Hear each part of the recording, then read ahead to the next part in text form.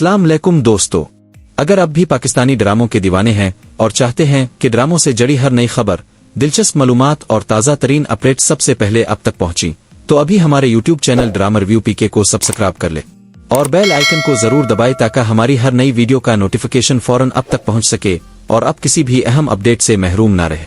तो आइए बगैर किसी ताखीर के शुरू करते हैं आज की इस जबरदस्त और दिलचस्प वीडियो को।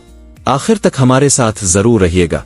सबा बेबी किसी जरूरी काम के लिए घर से निकलने लगती हैं तो रानी हैरानी से उनसे पूछती है कि वो कहाँ जा रही है। सबा इसे बताती हैं कि वो थोड़ी देर के लिए बाहर जा रही हैं और जल्द वापस आ जाएगी। रानी कहती है कि वो बेगम साहबा को बता देगी, लेकिन सबा इसे मना कर देती हैं और कहती हैं कि उन्हें बताने की जरूरत नहीं, वो जल्दी वापस आ जाएगी। जाते हुए सबा रानी को हिदायत देती हैं कि वो उनके कमरे की अच्छी तरह सफाई कर दे। कुछ देर बाद बेगम साहबा घर वापस आती हैं और रानी को अपने कमरे की सफाई करने का हुक्म देती है। रानी थोड़ा घबरा कर बताती है कि सबा बेबी पहले ही इसे अपने कमरे की सफाई का कहकर गई है।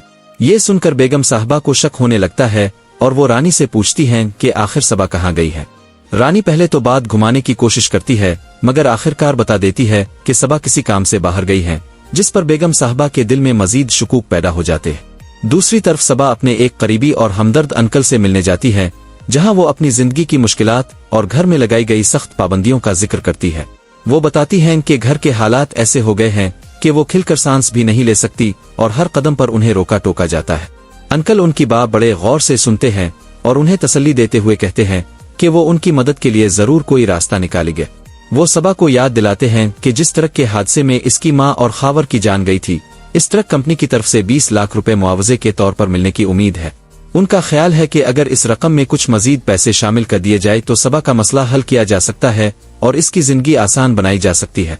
ताहम सबा को शक है कि इसके कुछ रिश्तेदार इस रकम को खुद हासिल करने की कोशिश कर रहे हैं और इसे इसके हक से महरूम करना चाहते हैं।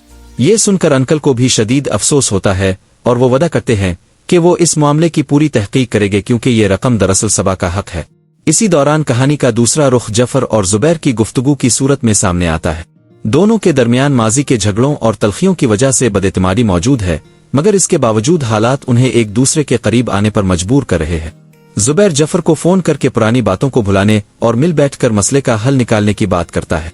वो खास तौर पर ज़हूर नामी शख्स का जिक्र करता है जो उनकी जायदाद पर कब्जा करने की कोशिश कर रहा है।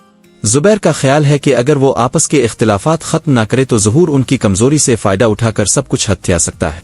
जफर बात तो सुनता है, मगर फौरन फैसला करने के बजाय सोचने के लिए वक्त मांग लेता है, क्योंकि वो इस मामले को अपने तरीके से खेलना चाहता है और आसानी से किसी पर भरोसा करने के लिए तैयार नहीं। जब सबा वापस घर पहुंचती है तो फिफो इसे देखते ही सवालों की बौछार कर देती है कि वो कहाँ गई थी। सबा बगैर घबराए साफ साफ बता देती है कि वो ज़हूर अंकल से मिलने गई थी। ये सुनकर फिफो सख्त नाराज हो जाती हैं, क्योंकि पहले भी इसी बात पर घर में बड़ा झगड़ा हो चुका था। वो सबा से पूछती हैं कि आखिर इसे वहां जाने की क्या जरूरत थी। सबा जवाब देती है कि ज़हूर अंकल इसके वालिद के करीबी दोस्त हैं और अगर वो किसी से अपने दिल की बात नहीं कर सकती तो कम अज कम उनसे तो कर सकती है। मगर फिफो इस बात से मुतमईन नहीं होती और बार बार पूछती है कि इसने वहां जाकर क्या बात की। सबा इस सवाल का जवाब देने से इनकार कर देती है और कहती है कि वो हर बात बताना जरूरी नहीं समझती। इस रवैये से घर के माहौल में मजीद कशीदगी पैदा हो जाती है। उधर जब जुबैर को मालूम होता है कि सबा चुपके से ज़हूर से मिलने गई थी तो इसका गुस्सा काबू से बाहर हो जाता है।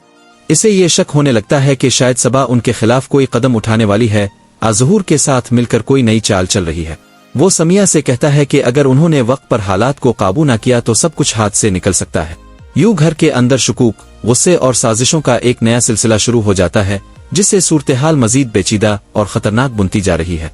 कहानी इस मोड़ पर पहुंचकर मजीद सनसनीखेज हो जाती है, जहां हर किरदार अपने मुफाद और अपने राज को बचाने की कोशिश में लगा हुआ है।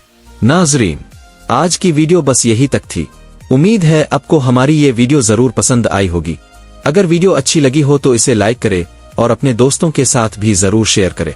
और अगर आपने अभी तक हमारा यूट्यूब चैनल ड्रामा रिव्यू पीके सब्सक्राइब नहीं किया तो अभी सब्सक्राइब कर ले और बेल आइकन को भी दबाए ताकि हमारी आने वाली हर नई वीडियो का नोटिफिकेशन सबसे पहले आप तक पहुंच सके। अपनी राय और तासुरात हमें कमेंट्स में जरूर बताएं। अगली वीडियो तक के लिए इजाजत दीजिए। अल्लाह हाफिज।